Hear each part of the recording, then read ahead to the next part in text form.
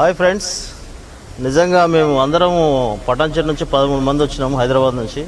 మాకు రాగానే అసలు గోవాలో ఎక్కడ ఉండాలి, ఏముండాలి, ఎట్లా ఫుడ్ ఎట్లా, చాలామంది చాలా రకాలుగా అన్నారు. గోవాలో ఫుడ్ చాలా ఎక్స్పెన్సివ్, ఉండడానికి కూడా చాలా ఎక్స్పెన్సివ్, అసలు ఎట్లా ఉంటుంది అనేది ఒక క్లారిటీ అనేది మాకు వచ్చిన రోజు లేకుండే. కానీ అనుకోకుండా మా మిత్రుడు సురేందర్ అని ఇక్కడ రిసార్ట్ మెయింటైన్ చేస్తుండు, రిసార్ట్ ఉంది అక్కడ ఉండండి అని అన్నాడు. ఈ రిసార్ట్ ఇది మన resort they Goa, resort they Goa rooms and restaurant.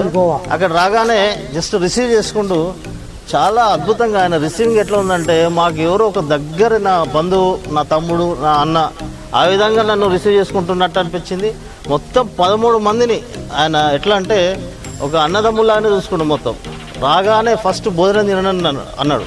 మేము భోజనానికి ఎంతో ఖర్చు అవుతుంది అనుకున్నాం, కానీ మాకు చూస్తే నిజంగా తెలంగాణలో మేము ఇంట్లో ఎట్లయితే వండుకుంటామో సేమ్ అదే భోజనం అనిపించింది. అసలు గోవాలో ఇంత రుచికరంగా, ఇంత అద్భుతంగా, అసలు ఇంత కన్వీనియంట్ ప్రైస్లో ఇట్లా చేస్తారా అని మాకు కూడా అసలు ఆశ్చర్యపోయినాం.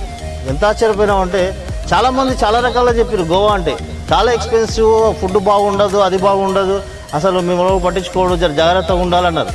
ఇక్కడ జాగ్రత్త అనే పదానికి ఒక మీనింగ్ ఎవరన్నా ఉండరు అంటే అది సురేంద్ర అని మాకు అర్థమైంది.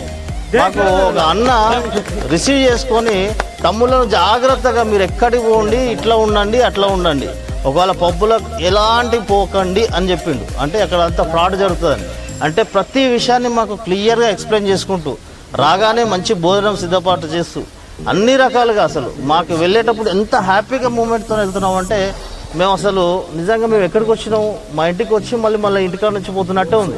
అంటే ఉన్న 4 రోజులు అసలు గోవాలో ఎట్లా గడిచిపోయినా అర్థం కాలే. రూమ్స్ మాత్రం సూపర్, అసలు ఇంత కన్వీనియంట్గా హాస్పిటాలిటీ రూమ్స్, అసలు ఇంత కన్వీనియంట్ ప్రైస్లో ఇంత మంచిగా ఉంటాయని మేమైతే ఎక్స్పెక్ట్ చేయలే. బట్ రియల్లీ అసలు వండర్ఫుల్ ఎక్స్పీరియన్స్. క్రూజ్ అన్నీ కూడా మాకు ఆన్లైన్లో కూడా సురేందరే జస్ట్ నాకు ఒక కాల్ చేసిన వచ్చేటప్పుడు వెంబటి ఆన్లైన్లో బుక్ చేసి టికెట్ పంపించిండు. ఇమీడియట్గా మాకు రిసీవింగ్ అయితే క్రూజ్ దగ్గర ఏదో స్పెషల్గా, అంటే మేము రాగానే అందరం క్యూలో ఉంటే మమ్మల్ని సపరేట్గా తీసుకోపోయారు క్రూజ్లోకి. ఆ బిగ్ డాడీ నుంచి చక్క లోపలికి ఏదో మమ్మల్ని ఏమంటారు విఐపీ ఎగ్జిట్ లాగానే, విఐపీ ఎంట్రీ లాగానే అనిపించింది. లోపలికి వెళ్ళి కూర్చోబెట్టారు. అంటే బహుశా మరి సురేందర్కు గోవాలో ఇన్ఫ్లుయెన్స్ ఉందేమో అని నాకు డౌట్ వచ్చింది. అంటే అందరు లేని ఇన్ఫ్లుయెన్స్ మరి మాకెందుకు ఇస్తున్నారు అంటే అంత గ్రేట్ పర్ఫార్మెన్స్ ఇక్కడ సురేందర్ ద్వారా మాకు లభించింది. We are very thankful to Surender and will come again and whenever we come to the Goa.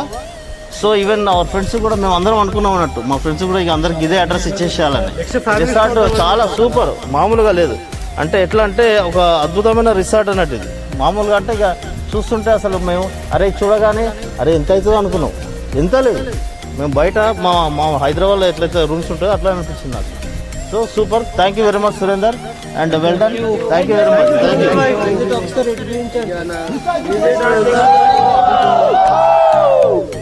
ఇంకో మాట్లాడు.